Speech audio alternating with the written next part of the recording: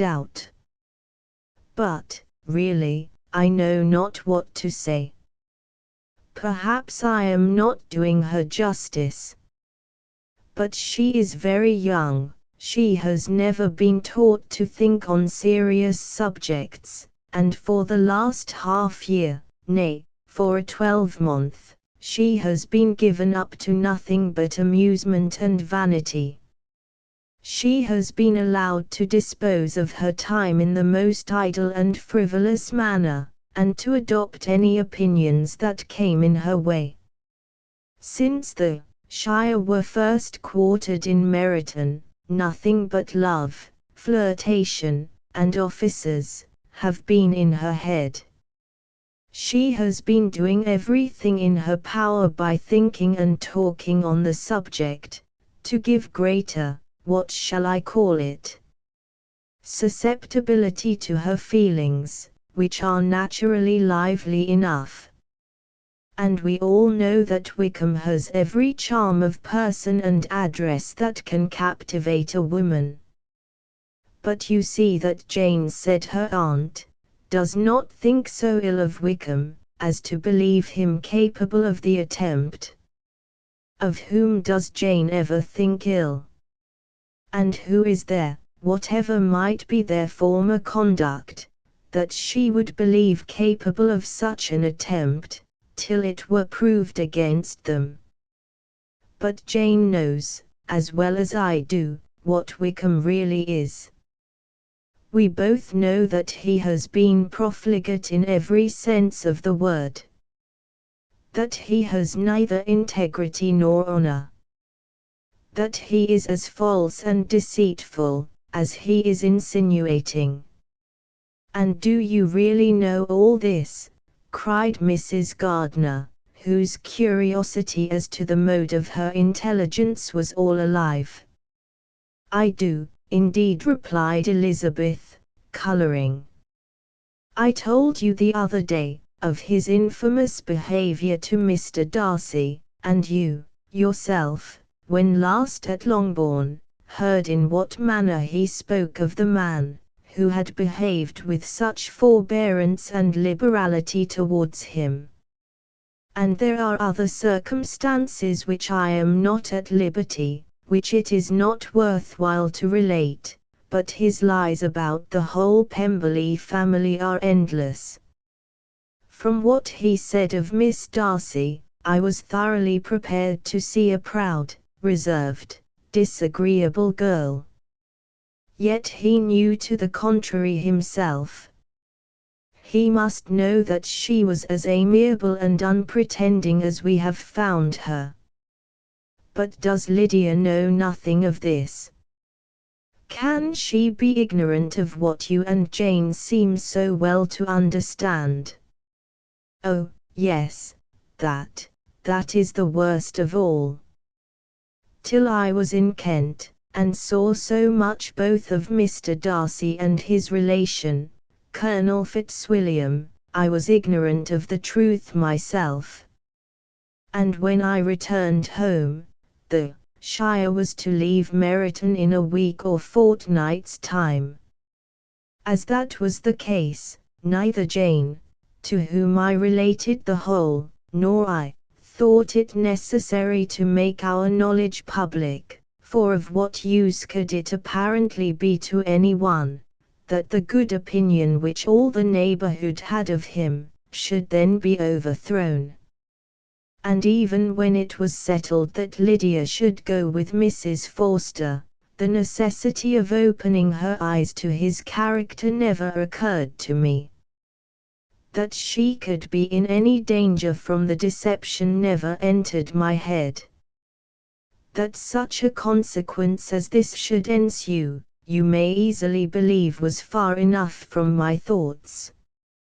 When they all removed to Brighton, therefore, you had no reason, I suppose, to believe them fond of each other.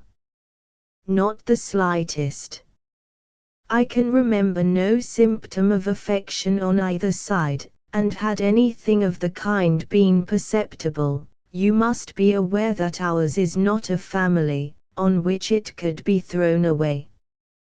When first he entered the corps, she was ready enough to admire him, but so we all were. Every girl in, or near Meryton, was out of her senses about him for the first 2 months, but he never distinguished her by any particular attention, and, consequently, after a moderate period of extravagant and wild admiration, her fancy for him gave way, and others of the regiment, who treated her with more distinction, again became her favorites.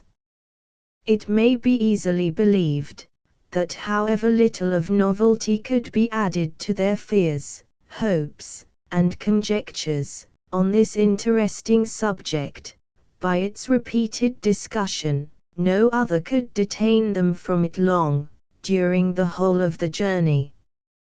From Elizabeth's thoughts it was never absent.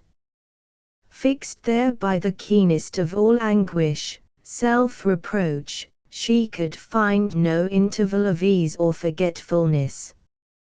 They travelled as expeditiously as possible, and sleeping one night on the road, reached Longbourn by dinner time the next day.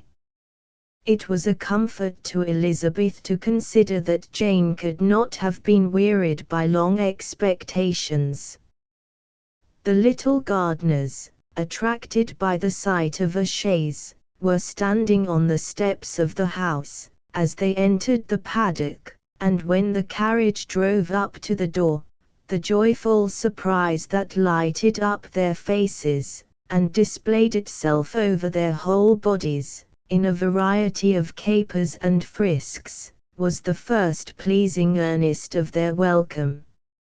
Elizabeth jumped out, and, after giving each of them an hasty kiss, hurried into the vestibule, where Jane, who came running downstairs from her mother's apartment, immediately met her. Elizabeth, as she affectionately embraced her, whilst tears filled the eyes of both, lost not a moment in asking whether anything had been heard of the fugitives. "Not yet," replied Jane. "But now that my dear uncle is come, I hope everything will be well.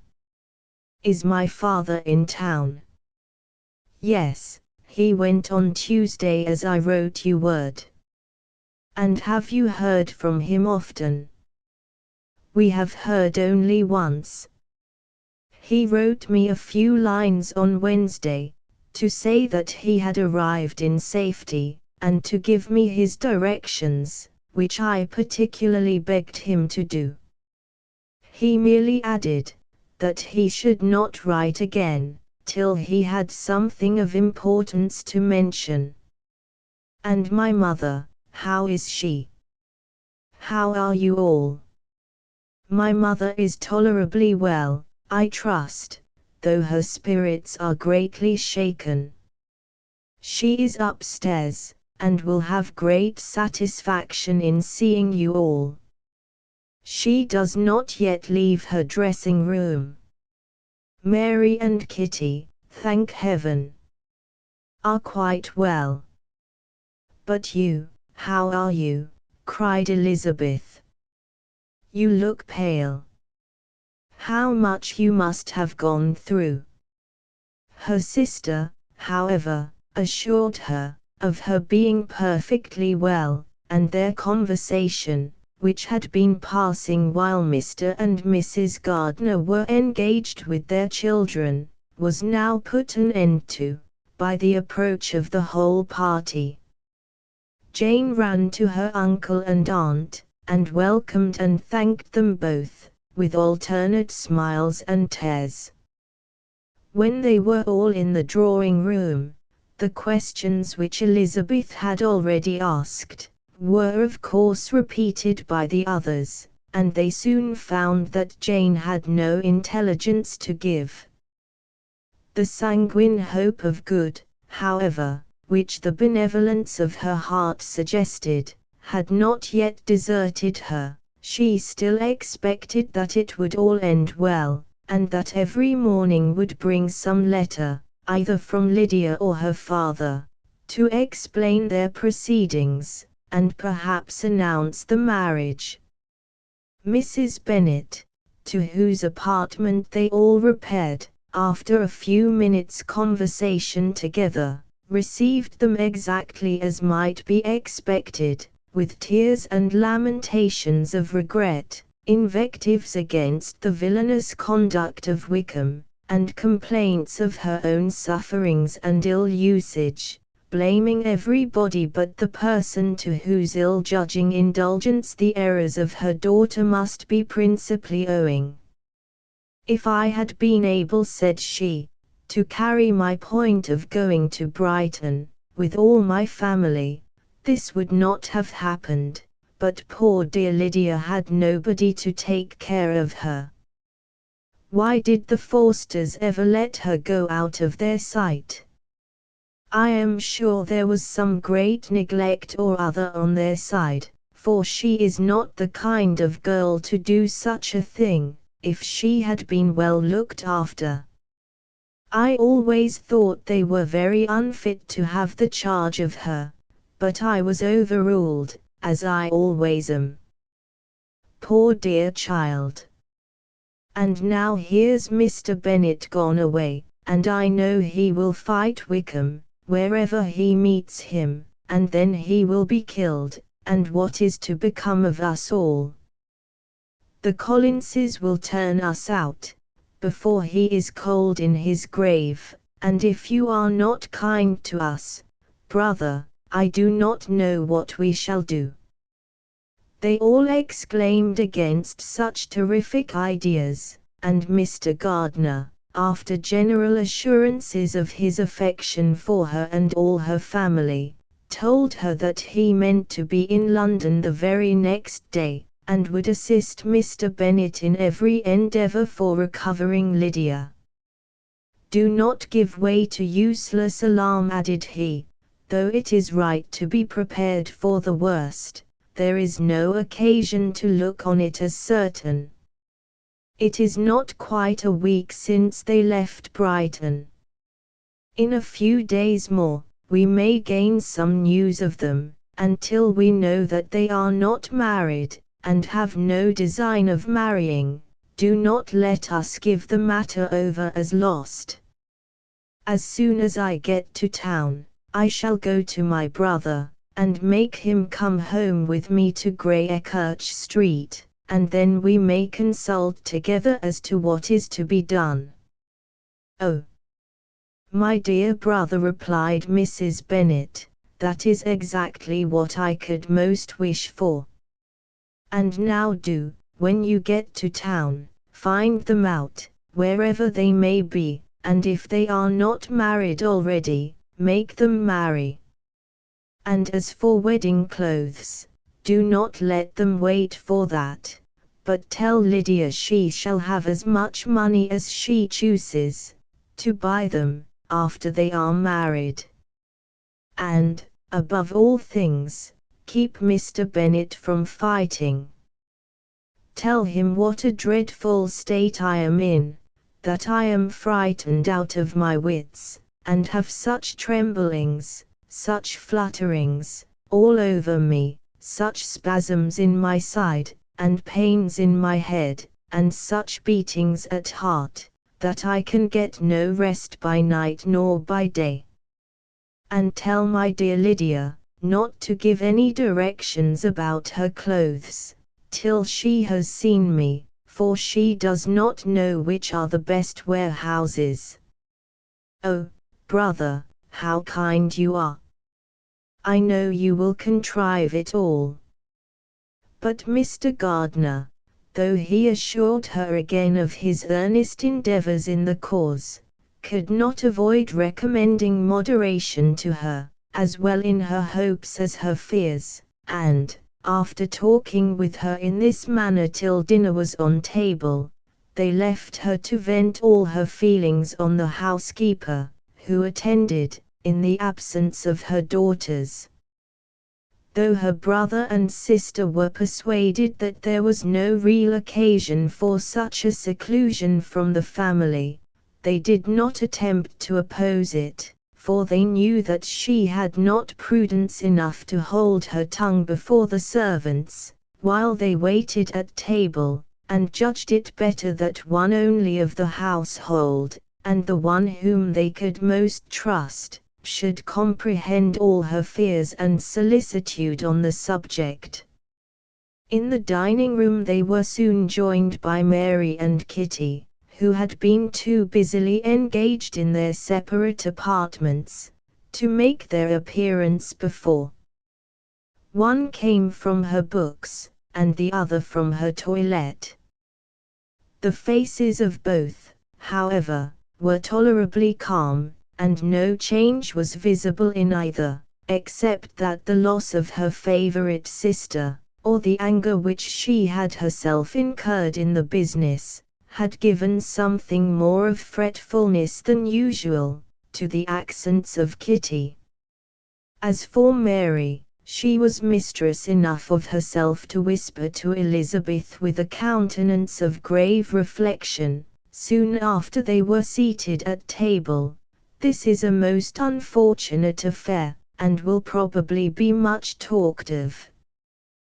But we must stem the tide of malice, and pour into the wounded bosoms of each other the balm of sisterly consolation." Then, perceiving in Elizabeth no inclination of replying, she added, "Unhappy as the event must be for Lydia, we may draw from it this useful lesson, that loss of virtue in a female is irretrievable, that one false step involves her in endless ruin, that her reputation is no less brittle than it is beautiful, and that she cannot be too much guarded in her behavior towards the undeserving of the other sex." Elizabeth lifted up her eyes in amazement, but was too much oppressed to make any reply. Mary, however, continued to console herself with such kind of moral extractions from the evil before them. In the afternoon, the two elder Miss Bennets were able to be for half an hour by themselves, and Elizabeth instantly availed herself of the opportunity of making many enquiries, which Jane was equally eager to satisfy.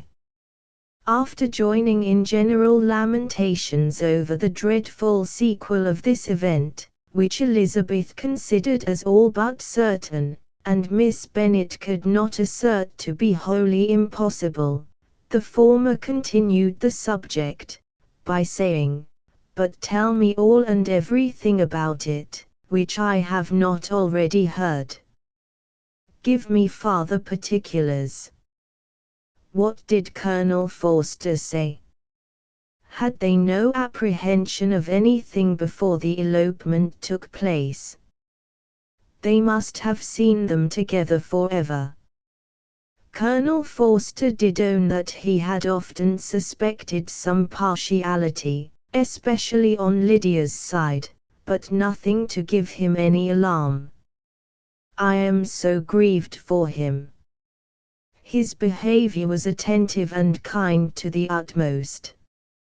He was coming to us, in order to assure us of his concern, before he had any idea of their not being gone to Scotland. When that apprehension first got abroad, it hastened his journey."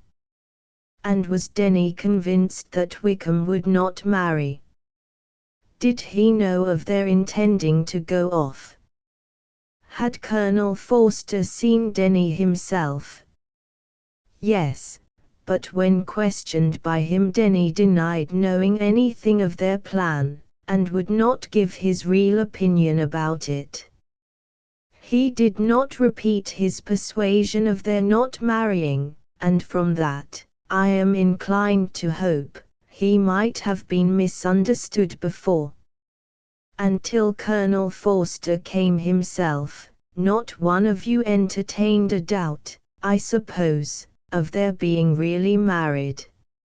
How was it possible that such an idea should enter our brains? I felt a little uneasy, a little fearful of my sister's happiness with him in marriage, because I knew that his conduct had not been always quite right. My father and mother knew nothing of that, they only felt how imprudent a match it must be. Kitty then owned, with a very natural triumph on knowing more than the rest of us, that in Lydia's last letter, she had prepared her for such a step. She had known, it seems, of their being in love with each other, many weeks. But not before they went to Brighton. No, I believe not. And did Colonel Forster appear to think ill of Wickham himself? Does he know his real character? I must confess that he did not speak so well of Wickham as he formerly did. He believed him to be imprudent and extravagant. And since this sad affair has taken place, it is said that he left Meryton greatly in debt, but I hope this may be false. Oh, Jane, had we been less secret, had we told what we knew of him, this could not have happened. Perhaps it would have been better, replied her sister. But to expose the former faults of any person, without knowing what their present feelings were, seemed unjustifiable. We acted with the best intentions. Could Colonel Forster repeat the particulars of Lydia's note to his wife? He brought it with him for us to see. Jane then took it from her pocket-book, and gave it to Elizabeth. These were the contents: "My dear Harriet, you will laugh when you know where I am gone, and I cannot help laughing myself at your surprise tomorrow morning, as soon as I am missed. I am going to Gretna Green, and if you cannot guess with who, I shall think you a simpleton, for there is but one man in the world I love, and he is an angel. I should never be happy without him, so think it no harm to be off. You need not send them word at Longbourn of my going, if you do not like it, for it will make the surprise the greater, when I write to them, and sign my name Lydia Wickham. What a good joke it will be! I can hardly write for laughing. Pray make my excuses to Pratt, for not keeping my engagement, and dancing with him tonight. Tell him I hope he will excuse me when he knows all, and tell him I will dance with him at the next ball we meet, with great pleasure. I shall send for my clothes when I get to Longbourn, but I wish you would tell Sally to mend a great slit in my worked muslin gown, before they are packed up. Goodbye. Give my love to Colonel Forster. I hope you will drink to our good journey. Your affectionate friend, Lydia Bennet. Oh, thoughtless, thoughtless Lydia, cried Elizabeth when she had finished it. What a letter is this, to be written at such a moment! But at least it shows that she was serious in the object of her journey. Whatever he might afterwards persuade her to, it was not on her side a scheme of infamy. My poor father! How he must have felt it! I never saw anyone so shocked. He could not speak a word for full 10 minutes. My mother was taken ill immediately, and the whole house in such confusion. Oh! Jane, cried Elizabeth, was there a servant belonging to it, who did not know the whole story before the end of the day? I do not know. I hope there was. But to be guarded at such a time is very difficult. My mother was in hysterics, and though I endeavored to give her every assistance in my power, I am afraid I did not do so much as I might have done. But the horror of what might possibly happen almost took from me my faculties. Your attendance upon her has been too much for you. You do not look well. Oh, that I had been with you! You have had every care and anxiety upon yourself alone. Mary and Kitty have been very kind, and would have shared in every fatigue, I am sure, but I did not think it right for either of them. Kitty is slight and delicate, and Mary studies so much, that her hours of repose should not be broken in on. My Aunt Phillips came to Longbourn on Tuesday, after my father went away, and was so good as to stay till Thursday with me. She was of great use and comfort to us all, and Lady Lucas has been very kind. She walked here on Wednesday morning to condole with us, and offered her services, or any of her daughters, if they could be of use to us.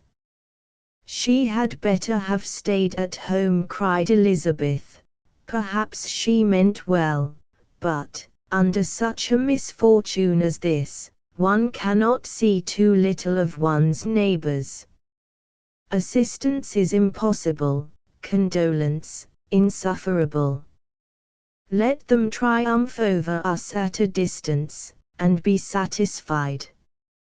She then proceeded to enquire into the measures which her father had intended to pursue, while in town, for the recovery of his daughter.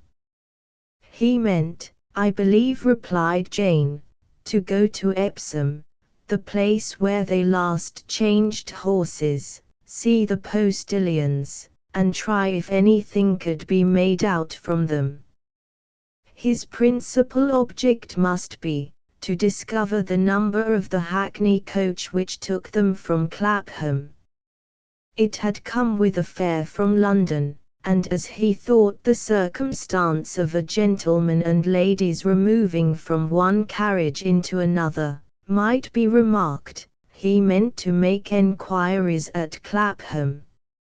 If he could anyhow discover at what house the coachman had before set down his fare, he determined to make enquiries there, and hoped it might not be impossible to find out the stand and number of the coach.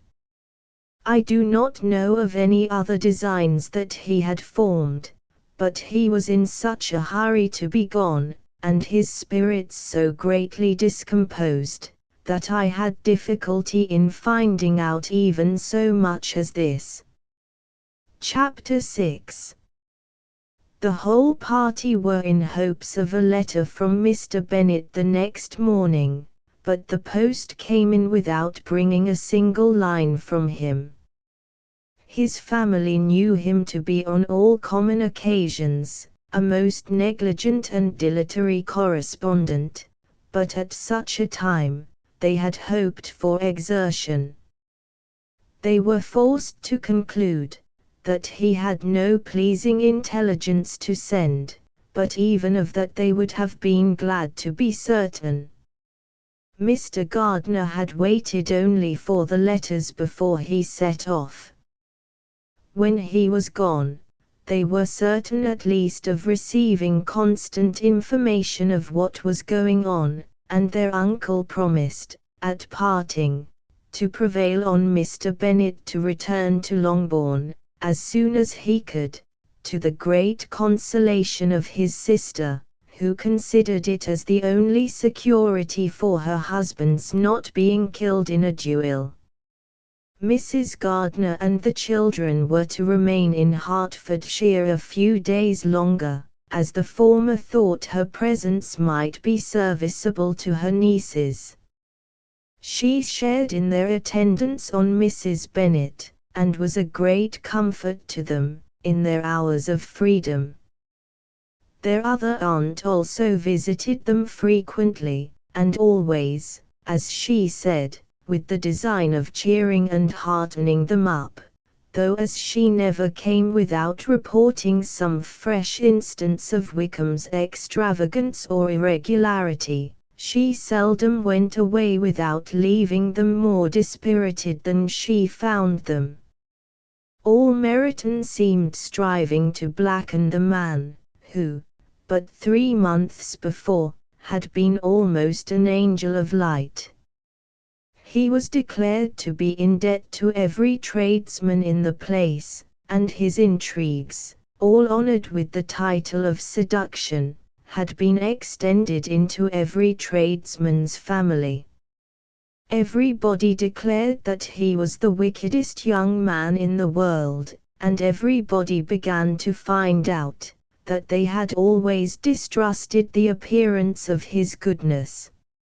Elizabeth, though she did not credit above half of what was said, believed enough to make her former assurance of her sister's ruin still more certain, and even Jane, who believed still less of it, became almost hopeless, more especially as the time was now come, when if they had gone to Scotland, which she had never before entirely despaired of, they must in all probability have gained some news of them.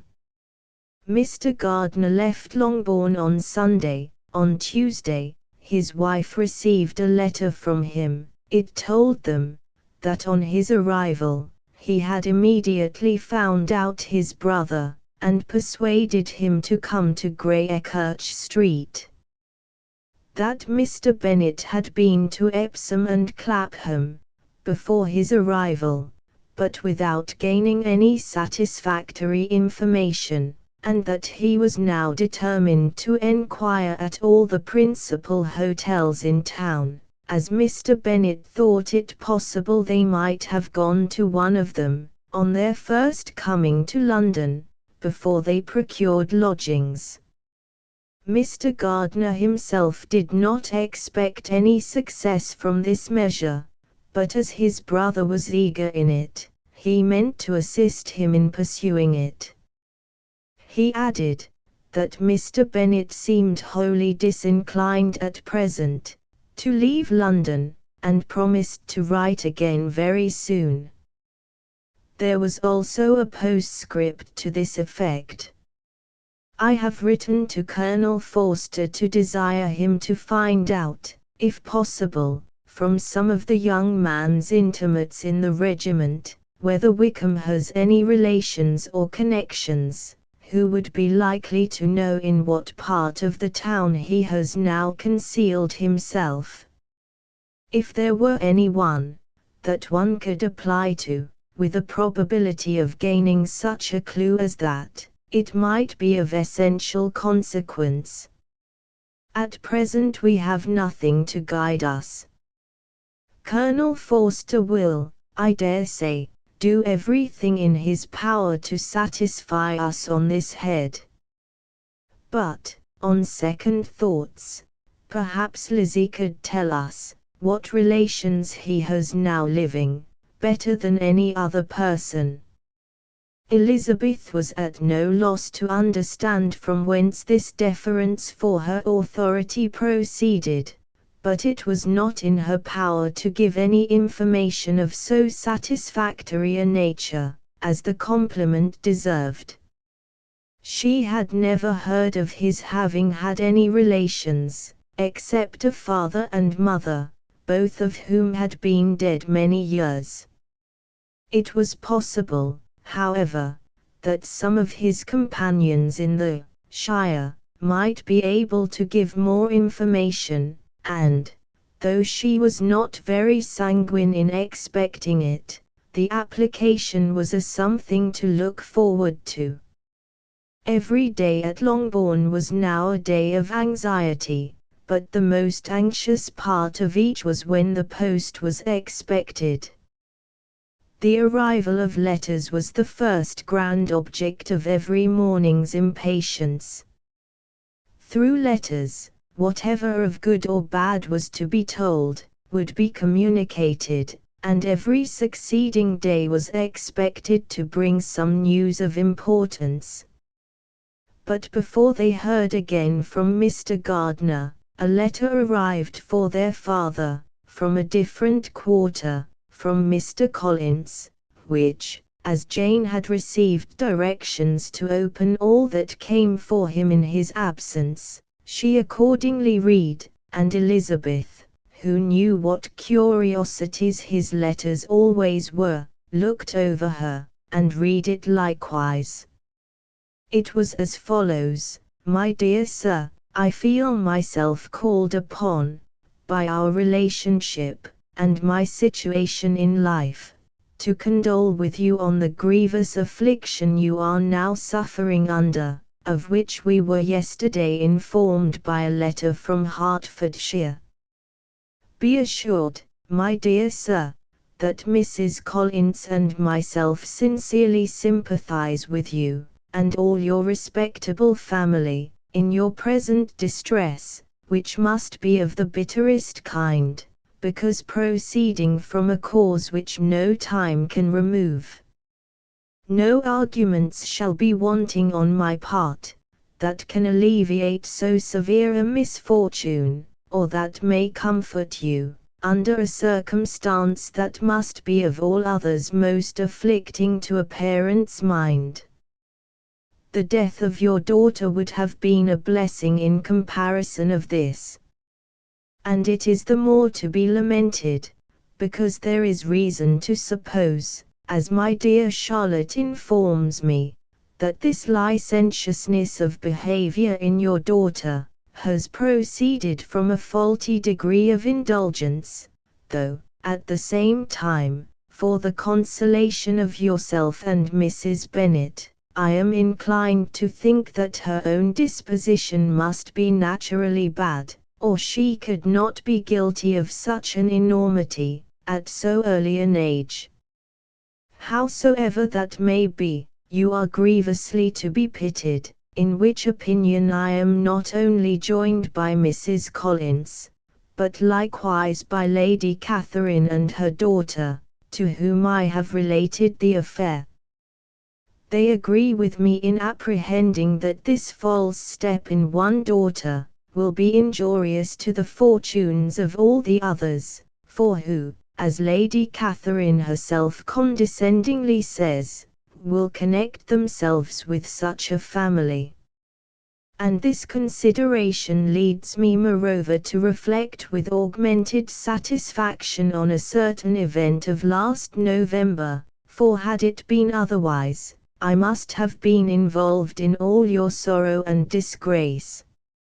Let me advise you then, my dear Sir, to console yourself as much as possible, to throw off your unworthy child from your affection forever, and leave her to reap the fruits of her own heinous offense. I am, dear Sir, and C. Mr. Gardner did not write again, till he had received an answer from Colonel Forster, and then he had nothing of a pleasant nature to send. It was not known that Wickham had a single relation, with whom he kept up any connection, and it was certain that he had no near one living. His former acquaintance had been numerous, but since he had been in the militia, it did not appear that he was on terms of particular friendship with any of them. There was no one therefore who could be pointed out as likely to give any news of him.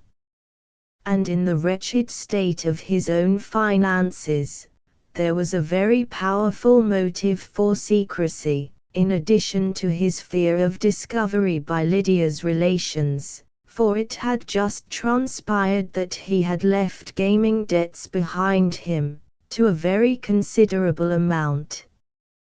Colonel Forster believed that more than £1,000 would be necessary to clear his expenses at Brighton. He owed a good deal in the town, but his debts of honour were still more formidable. Mr. Gardiner did not attempt to conceal these particulars from the Longbourn family. Jane heard them with horror. "A gamester!" she cried. "This is wholly unexpected. I had not an idea of it." Mr. Gardiner added in his letter, that they might expect to see their father at home on the following day, which was Saturday. Rendered spiritless by the ill success of all their endeavours, he had yielded to his brother-in-law's entreaty that he would return to his family, and leave it to him to do whatever occasion might suggest to be advisable for continuing their pursuit. When Mrs. Bennet was told of this, she did not express so much satisfaction as her children expected, considering what her anxiety for his life had been before. "What, is he coming home, and without poor Lydia?" she cried. "Sure he will not leave London before he has found them. Who is to fight Wickham, and make him marry her, if he comes away?" As Mrs. Gardiner began to wish to be at home, it was settled that she and her children should go to London, at the same time that Mr. Bennet came from it. The coach, therefore, took them the first stage of their journey, and brought its master back to Longbourn. Mrs. Gardiner went away in all the perplexity about Elizabeth and her Derbyshire friend, that had attended her from that part of the world. His name had never been voluntarily mentioned before them by her niece, and the kind of half-expectation which Mrs. Gardiner had formed, of their being followed by a letter from him, had ended in nothing. Elizabeth had received none since her return, that could come from Pemberley. The present unhappy state of the family rendered any other excuse for the lowness of her spirits unnecessary. Nothing, therefore, could be fairly conjectured from that, though Elizabeth, who was by this time tolerably well acquainted with her own feelings, was perfectly aware that, had she known nothing of Darcy, she could have borne the dread of Lydia's infamy somewhat better. It would have spared her, she thought, one sleepless night out of 2. When Mr. Bennet arrived, he had all the appearance of his usual philosophic composure. He said as little as he had ever been in the habit of saying, made no mention of the business that had taken him away, and it was some time before his daughters had courage to speak of it.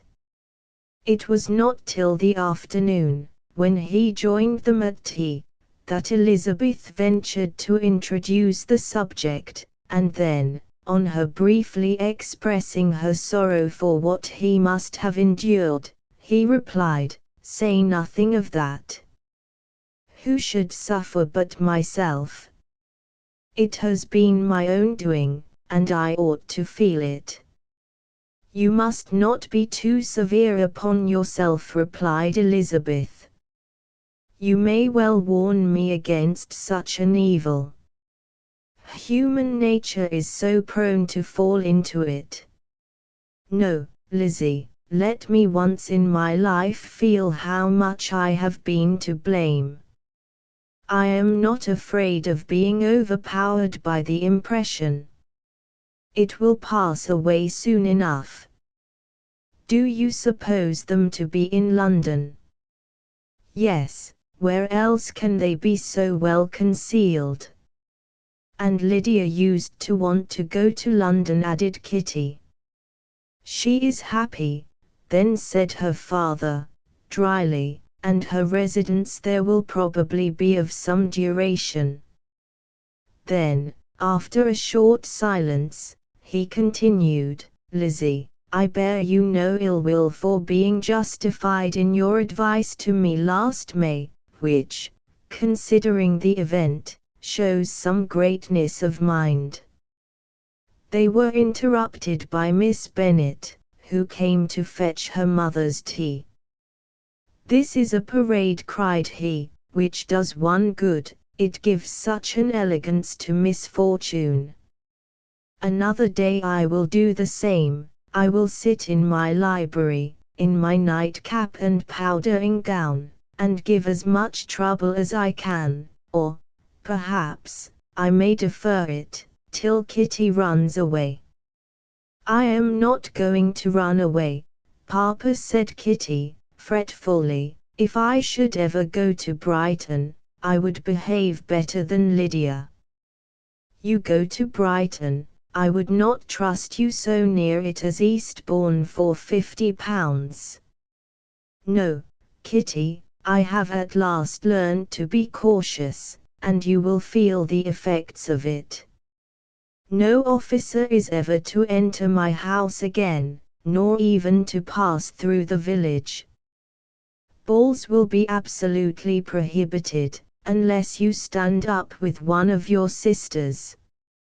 And you are never to stir out of doors, till you can prove that you have spent 10 minutes of every day in a rational manner." Kitty, who took all these threats in a serious light, began to cry. "Well, well," said he, "do not make yourself unhappy. If you are a good girl for the next 10 years, I will take you to a review at the end of them." Chapter 7. 2 days after Mr. Bennet's return, as Jane and Elizabeth were walking together in the shrubbery behind the house, they saw the housekeeper coming towards them, and, concluding that she came to call them to their mother, went forward to meet her. But, instead of the expected summons, when they approached her, she said to Miss Bennet, "I beg your pardon, madam, for interrupting you, but I was in hopes you might have got some good news from town, so I took the liberty of coming to ask."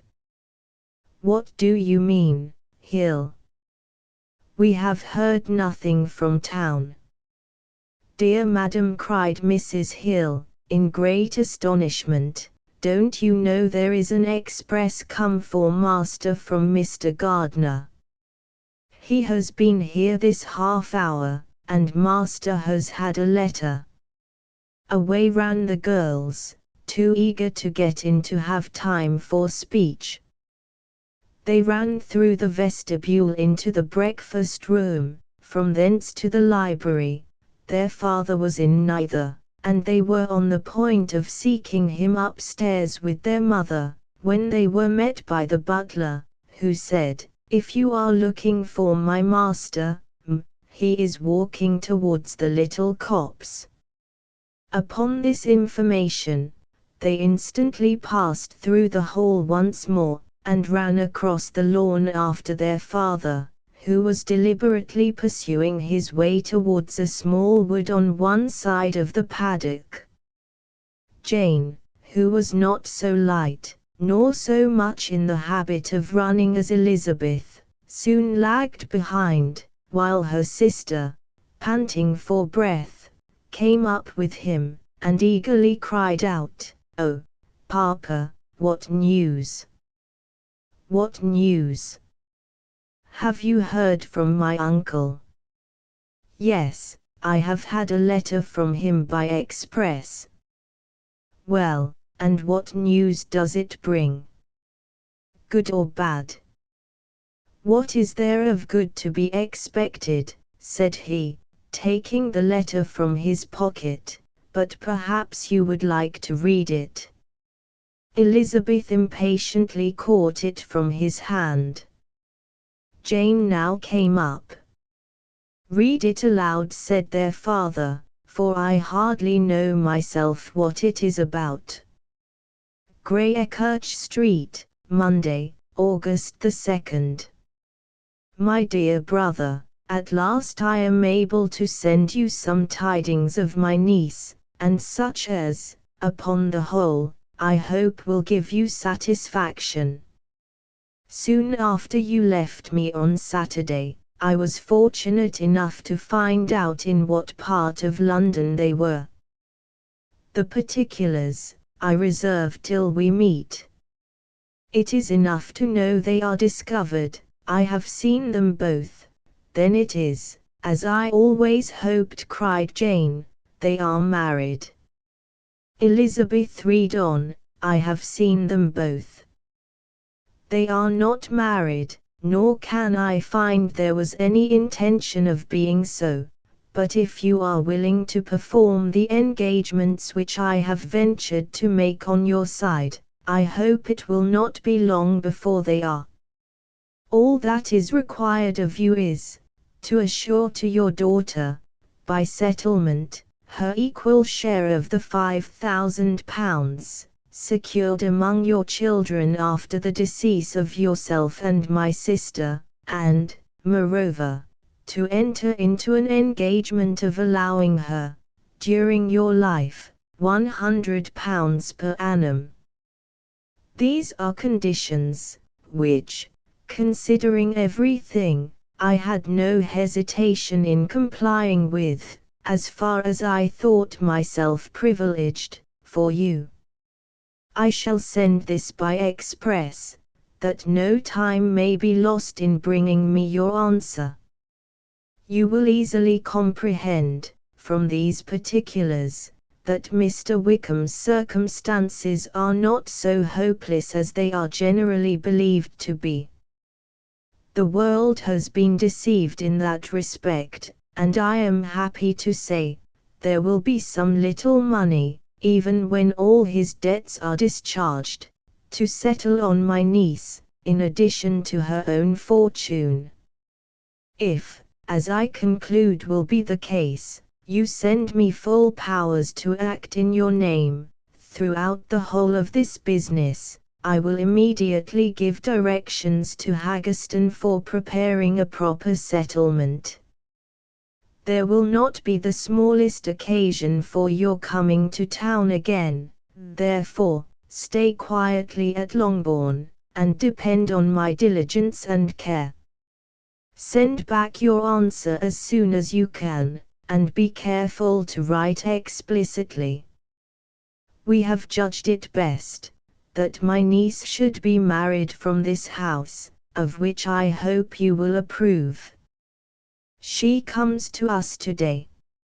I shall write again as soon as anything more is determined on. Yours, and C. Ed. Gardner. Is it possible, cried Elizabeth, when she had finished. Can it be possible that he will marry her?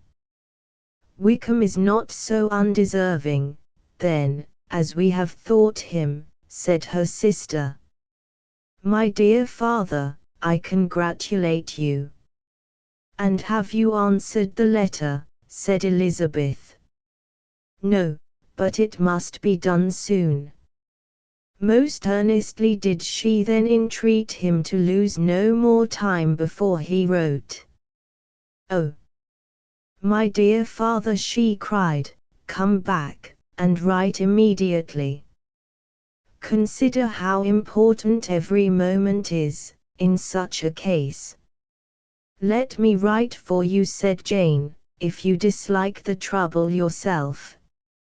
I dislike it very much, he replied, but it must be done. And so saying, he turned back with them, and walked towards the house. And may I ask, said Elizabeth, but the terms, I suppose, must be complied with. Complied with. I am only ashamed of his asking so little. And they must marry. Yet he is such a man. Yes, yes, they must marry. There is nothing else to be done. But there are two things that I want very much to know. One is, how much money your uncle has laid down, to bring it about, and the other, how I am ever to pay him. Money. My uncle, cried Jane. What do you mean, sir? I mean, that no man in his senses would marry Lydia on so slight a temptation as 100 a year during my life, and 50 after I am gone. That is very true, said Elizabeth, though it had not occurred to me before. His debts to be discharged, and something still to remain. Oh! It must be my uncle's doings. Generous, good man, I am afraid he has distressed himself. A small sum could not do all this. No, said her father, Wickham's a fool, if he takes her with a farthing less than £10,000. I should be sorry to think so ill of him, in the very beginning of our relationship. £10,000. Heaven forbid! How is half such a sum to be repaid? Mr. Bennet made no answer, and each of them, deep in thought, continued silent till they reached the house. Their father then went to the library to write, and the girls walked into the breakfast room. And they are really to be married, cried Elizabeth, as soon as they were by themselves. How strange this is! And for this we are to be thankful.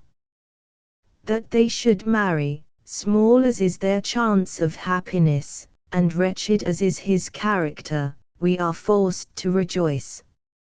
Oh, Lydia! I comfort myself with thinking, replied Jane, that he certainly would not marry Lydia, if he had not a real regard for her.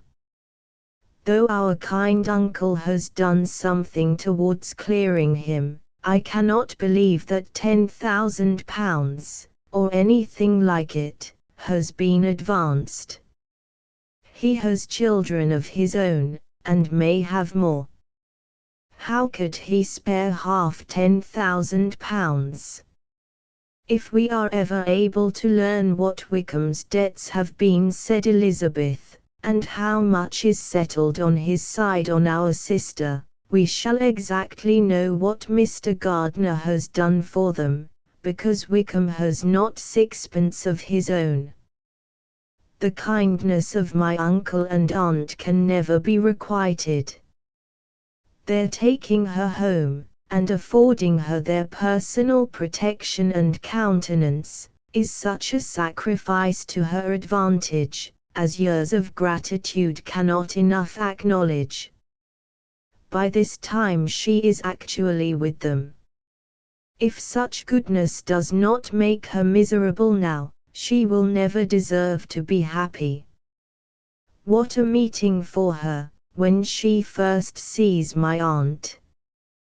We must endeavour to forget all that has passed on either side, said Jane. I hope and trust they will yet be happy. His consenting to marry her is a proof, I will believe, that he is come to a right way of thinking.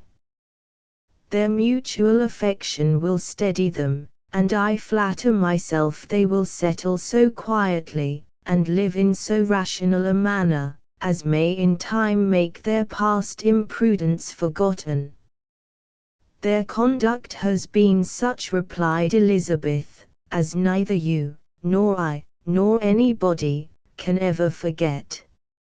It is useless to talk of it. It now occurred to the girls that their mother was in all likelihood perfectly ignorant of what had happened. They went to the library, therefore, and asked their father whether he would not wish them to make it known to her. He was writing, and, without raising his head, coolly replied, "Just as you please. May we take my uncle's letter to read to her?" "Take whatever you like, and get away." Elizabeth took the letter from his writing table, and they went upstairs together. Mary and Kitty were both with Mrs. Bennet. One communication would, therefore, do for all. After a slight preparation for good news, the letter was read aloud. Mrs. Bennet could hardly contain herself. As soon as Jane had read Mr. Gardiner's hope of Lydia's being soon married, her joy burst forth, and every following sentence added to its exuberance. She was now in an irritation as violent from delight, as she had ever been fidgety from alarm and vexation. To know that her daughter would be married was enough. She was disturbed by no fear for her felicity, nor humbled by any remembrance of her misconduct. "My dear, dear Lydia," she cried, "this is delightful indeed. She will be married, I shall see her again, she will be married at 16, my good, kind brother, I knew how it would be, I knew he would manage everything. How I long to see her!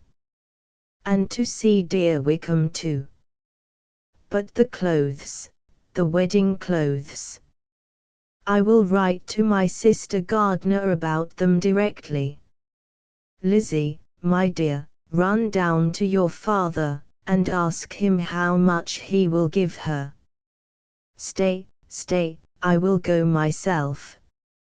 Ring the bell, Kitty, for Hill.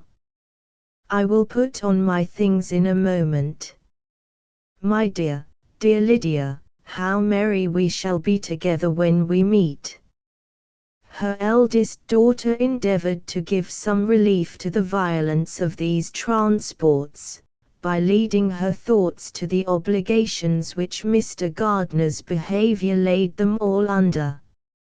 "For we must attribute this happy conclusion," she added, "in a great measure, to his kindness. We are persuaded that he has pledged himself to assist Mr. Wickham with money." "Well," cried her mother, "it is all very right, who should do it but her own uncle? If he had not had a family of his own, I and my children must have had all his money, you know, and it is the first time we have ever had anything from him, except a few presents. Well, I am so happy. In a short time, I shall have a daughter married. Mrs. Wickham. How well it sounds! And she was only 16 last June. My dear Jane, I am in such a flutter, that I am sure I can't write, so I will dictate, and you write for me. We will settle with your father about the money afterwards, but the things should be ordered immediately." She was then proceeding to all the particulars of calico, muslin, and cambric, and would shortly have dictated some very plentiful orders, had not Jane, though with some difficulty, persuaded her to wait till her father was at leisure to be consulted. One day's delay, she observed, would be of small importance, and her mother was too happy to be quite so obstinate as usual. Other schemes too came into her head. "I will go to Meryton," said she, "as soon as I am dressed, and tell the good news to my sister Phillips. And as I come back, I can call on Lady Lucas and Mrs. Long. Kitty, run down and order the carriage. An airing would do me a great deal of good, I am sure. Girls, can I do anything for you in Meryton? Oh, here comes Hill. My dear Hill, have you heard the good news? Miss Lydia is going to be married, and you shall all have a bowl of punch, to make merry at her wedding." Mrs. Hill began instantly to express her joy. Elizabeth received her congratulations amongst the rest, and then, sick of this folly, took refuge in her own room, that she might think with freedom. Poor Lydia's situation must, at best, be bad enough, but that it was no worse, she had need to be thankful. She felt it so, and though, in looking forward, neither rational happiness nor worldly prosperity could be justly expected for her sister, in looking back to what they had feared only 2 hours ago, she felt all the advantages of what they had gained. Chapter 8. Mr. Bennet had very often wished, before this period of his life, that, instead of spending his whole income, he had laid by an annual sum, for the better provision of his children, and of his wife, if she survived him. He now wished it more than ever. Had he done his duty in that respect, Lydia need not have been indebted to her uncle, for whatever of honor or credit could now be purchased for her.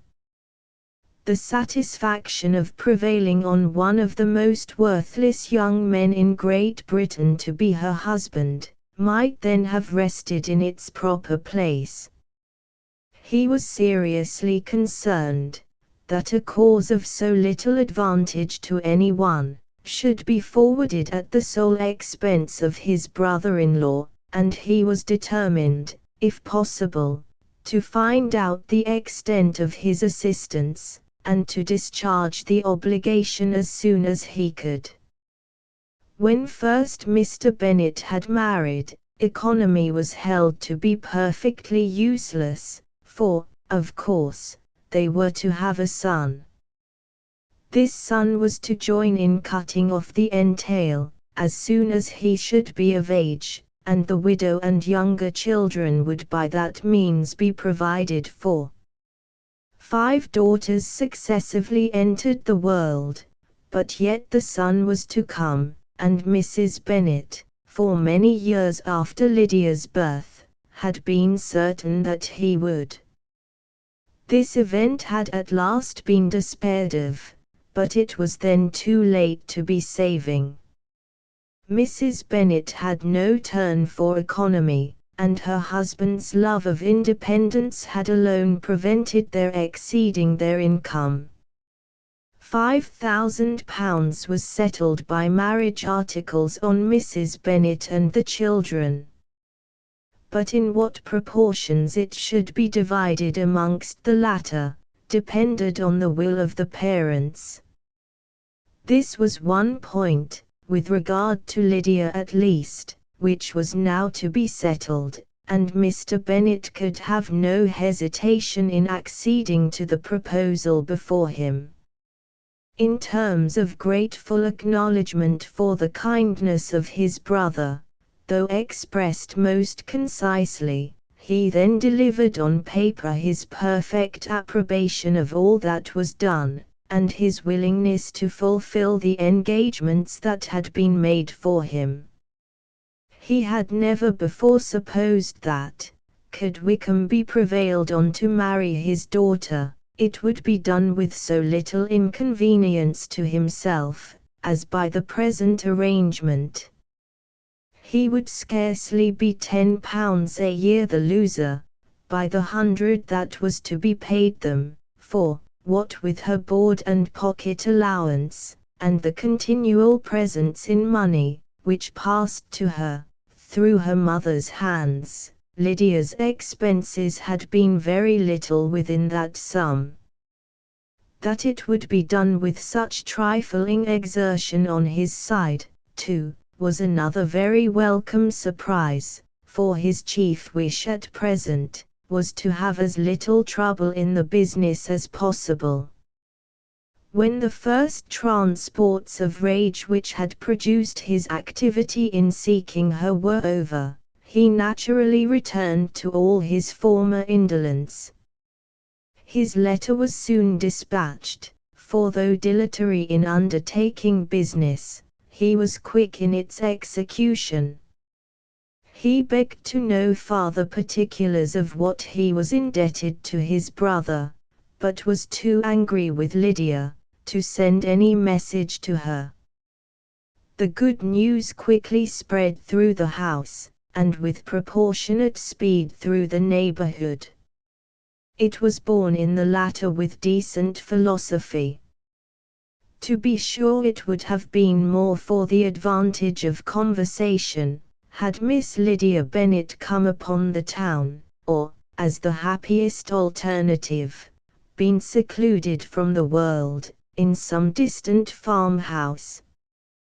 But there was much to be talked of, in marrying her, and the good-natured wishes for her well-doing, which had proceeded before, from all the spiteful old ladies in Meryton, lost but little of their spirit in this change of circumstances, because with such an husband, her misery was considered certain.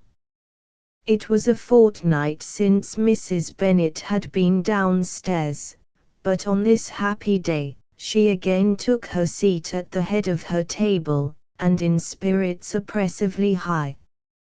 No sentiment of shame gave a damp to her triumph. The marriage of a daughter, which had been the first object of her wishes, since Jane was 16, was now on the point of accomplishment, and her thoughts and her words ran wholly on those attendants of elegant nuptials, fine muslins, new carriages, and servants. She was busily searching through the neighborhood for a proper situation for her daughter, and, without knowing or considering what their income might be, rejected many as deficient in size and importance. Hay Park might do, said she, if the Gouldings would quit it, or the great house at Stoke, if the drawing-room were larger, but Ashworth is too far off. I could not bear to have her 10 miles from me, and as for Purvis Lodge, the attics are dreadful. Her husband allowed her to talk on without interruption, while the servants remained. But when they had withdrawn, he said to her, Mrs. Bennet, before you take any, or all of these houses, for your son and daughter, let us come to a right understanding. Into one house in this neighborhood, they shall never have admittance. I will not encourage the impudence of either, by receiving them at Longbourn. A long dispute followed this declaration, but Mr. Bennet was firm. It soon led to another, and Mrs. Bennet found, with amazement and horror, that her husband would not advance a guinea to buy clothes for his daughter. He protested that she should receive from him no mark of affection whatever, on the occasion. Mrs. Bennet could hardly comprehend it. That his anger could be carried to such a point of inconceivable resentment, as to refuse his daughter a privilege, without which her marriage would scarcely seem valid, exceeded all that she could believe possible. She was more alive to the disgrace, which the want of new clothes must reflect on her daughter's nuptials, than to any sense of shame at her eloping and living with Wickham, a fortnight before they took place. Elizabeth was now most heartily sorry that she had, from the distress of the moment, been led to make Mr. Darcy acquainted with their fears for her sister, for since her marriage would so shortly give the proper termination to the elopement, they might hope to conceal its unfavorable beginning, from all those who were not immediately on the spot.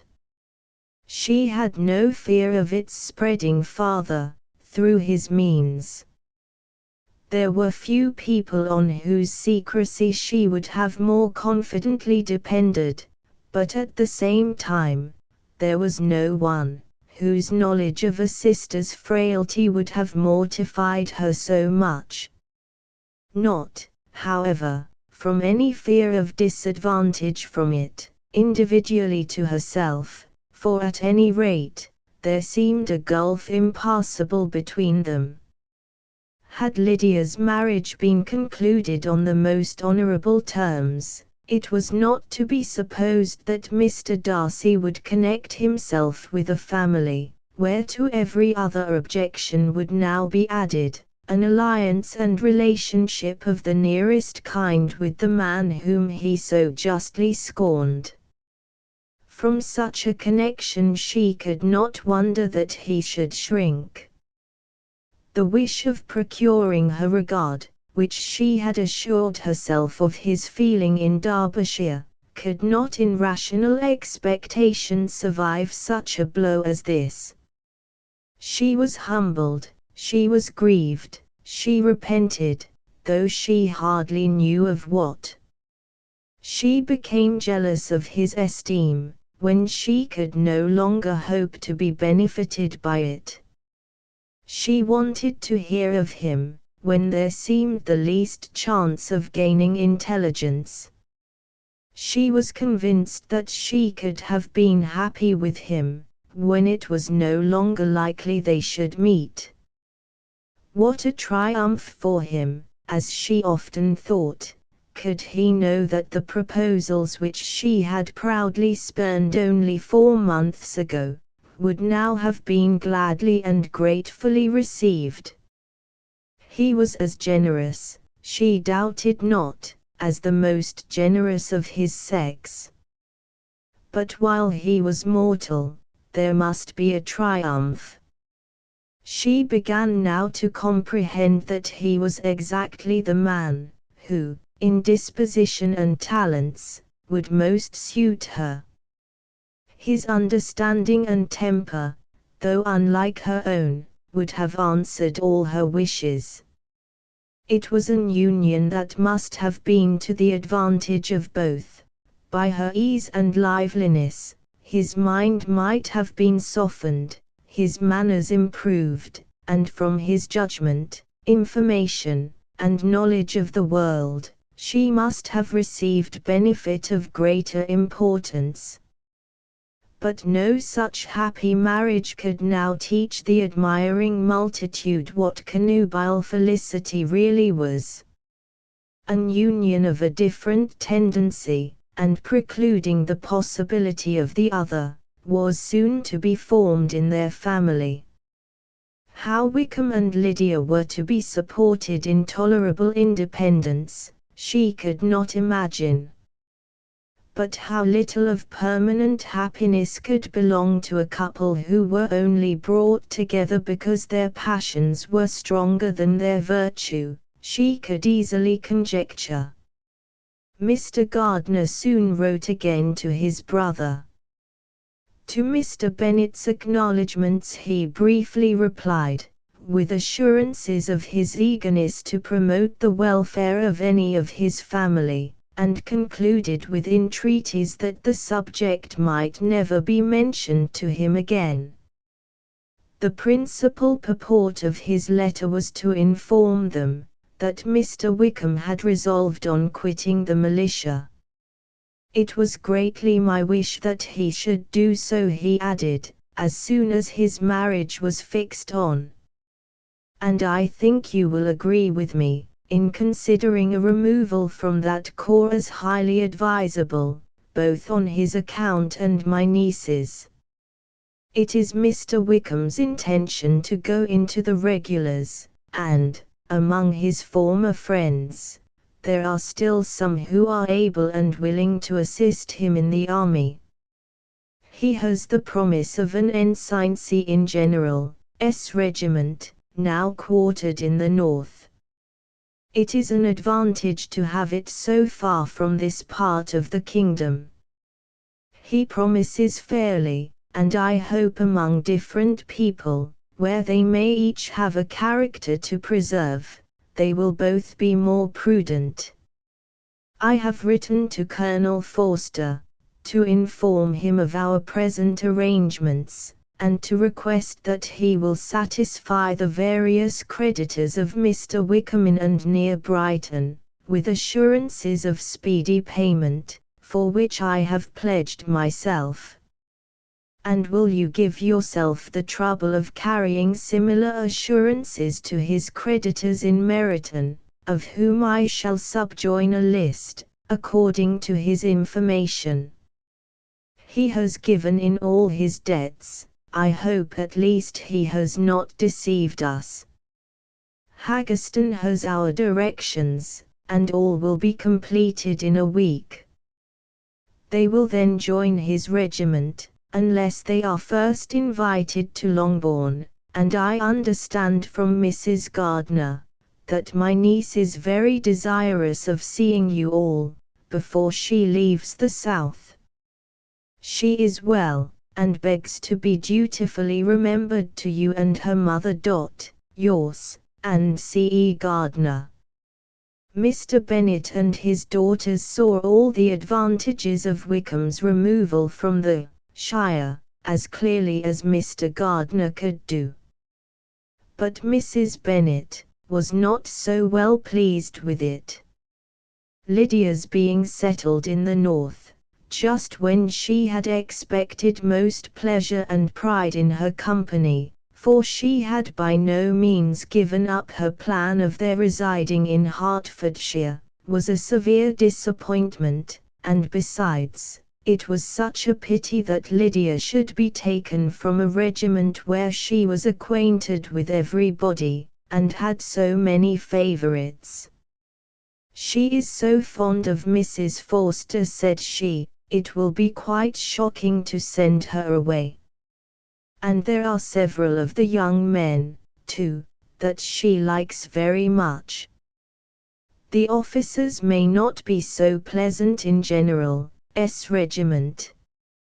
His daughter's request, for such it might be considered, of being admitted into her family again, before she set off for the north, received at first an absolute negative. But Jane and Elizabeth, who agreed in wishing, for the sake of their sister's feelings and consequence, that she should be noticed on her marriage by her parents, urged him so earnestly, yet so rationally and so mildly, to receive her and her husband at Longbourn, as soon as they were married, that he was prevailed on to think as they thought, and act as they wished. And their mother had the satisfaction of knowing that she should be able to show her married daughter in the neighbourhood, before she was banished to the north. When Mr. Bennet wrote again to his brother, therefore, he sent his permission for them to come, and it was settled that as soon as the ceremony was over, they should proceed to Longbourn. Elizabeth was surprised, however, that Wickham should consent to such a scheme, and, had she consulted only her own inclination, any meeting with him would have been the last object of her wishes. Chapter 9. Their sister's wedding day arrived, and Jane and Elizabeth felt for her probably more than she felt for herself. The carriage was sent to meet them and they were to return in it, by dinner time. Their arrival was dreaded by the elder Miss Bennets, and Jane more especially, who gave Lydia the feelings which would have attended herself, had she been the culprit, was wretched in the thought of what her sister must endure. They came. The family were assembled in the breakfast room, to receive them. Smiles decked the face of Mrs. Bennet, as the carriage drove up to the door. Her husband looked impenetrably grave, her daughters, alarmed, anxious, uneasy. Lydia's voice was heard in the vestibule, the door was thrown open, and she ran into the room. Her mother stepped forwards, embraced her, and welcomed her with rapture.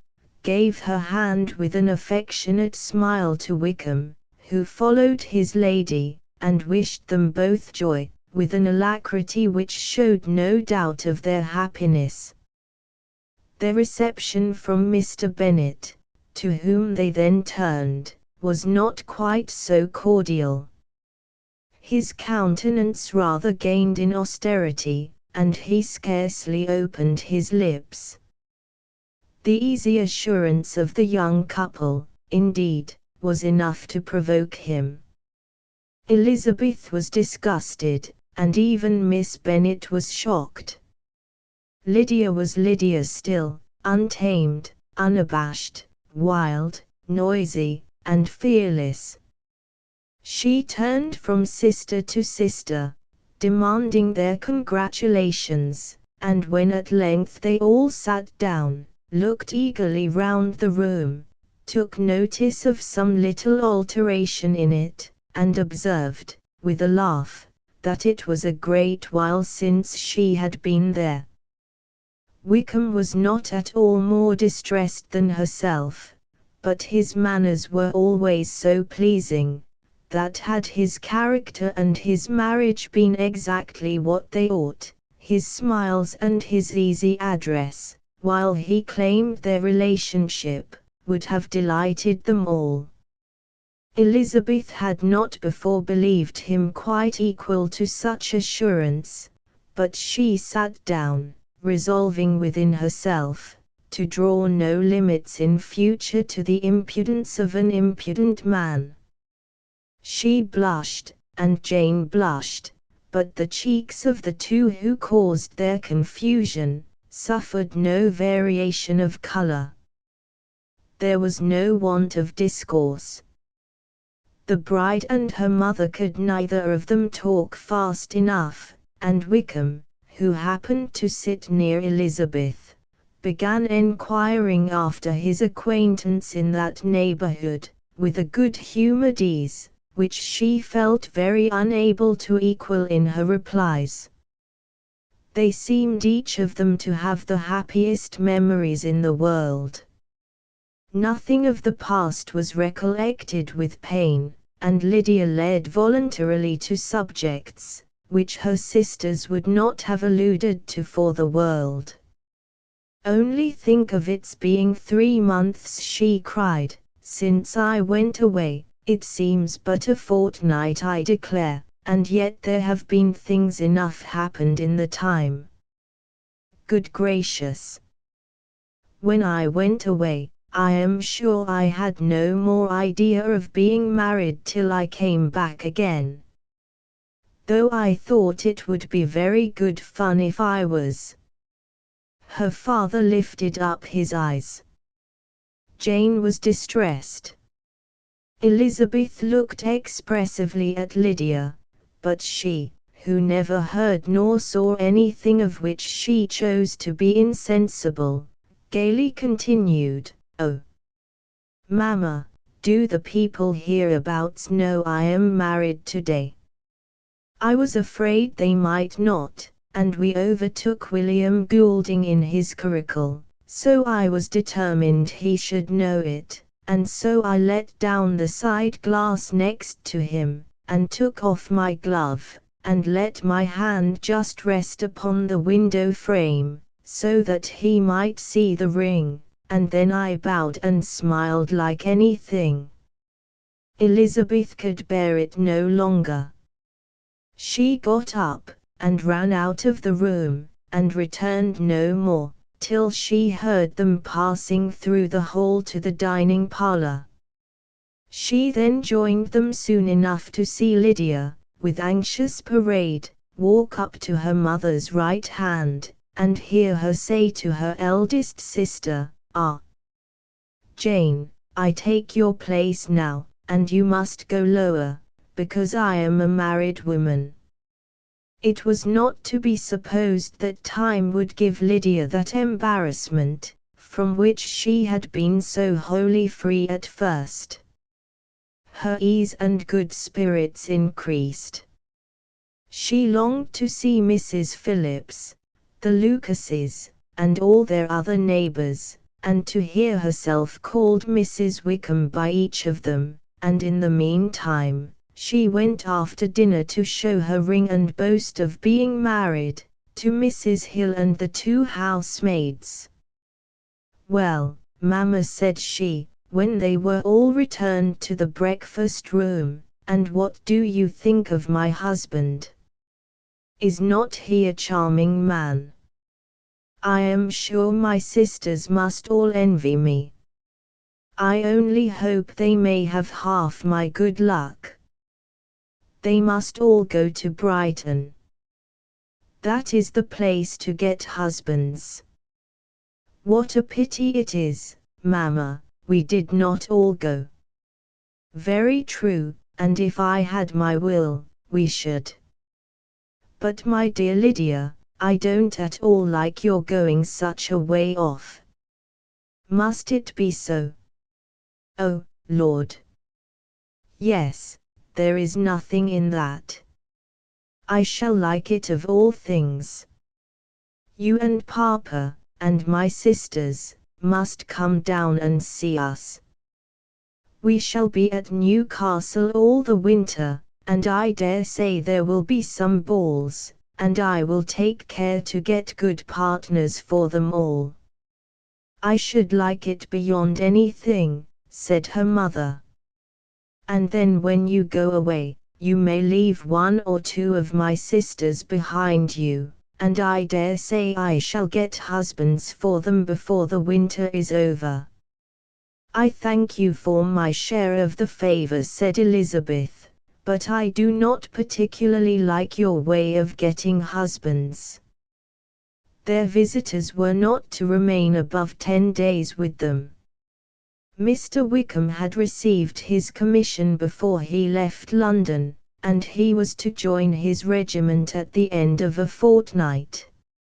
No one but Mrs. Bennet regretted that their stay would be so short, and she made the most of the time, by visiting about with her daughter, and having very frequent parties at home.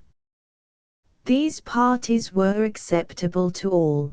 To avoid a family circle was even more desirable to such as did think, than such as did not. Wickham's affection for Lydia was just what Elizabeth had expected to find it, not equal to Lydia's for him. She had scarcely needed her present observation to be satisfied, from the reason of things, that their elopement had been brought on by the strength of her love, rather than by his. She would have wondered